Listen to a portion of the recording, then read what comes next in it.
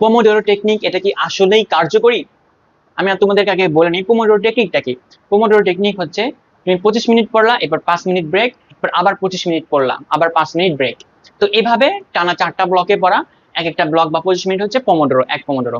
তো এভাবে পড়লে কি হয়, তুমি একটা বড় একটা সময় পড়তে পারতেছো, এবং এই 2 ঘন্টা পরে বা 4টা ব্লক পরে তুমি 1-2 ঘন্টা বা আধা ঘন্টার একটা গ্যাপ নিবা, এরপর আবার পড়া শুরু করবা। তো এটা অনেকের ক্ষেত্রে কার্যকরী হয়, যারা মনে করো কনসেন্ট্রেশন ধরে রাখতে পারো না, তারপর রিভিশন দিতে চাচ্ছ কিন্তু রিভিশন দিতে পারতেছো না, তাদের ক্ষেত্রে এটা অনেক কার্যকরী।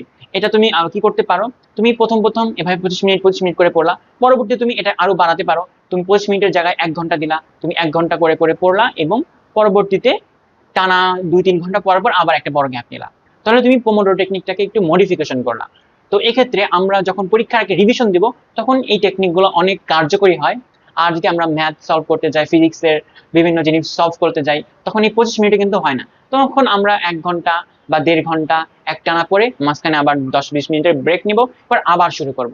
তো এটা কি হলো, পোমোডোরো টেকনিকটাকে আমরা একটু মডিফিকেশন করে নিলাম। তো এইভাবে পড়লে কিন্তু এই টেকনিকটাও অনেক কাজে দিবে।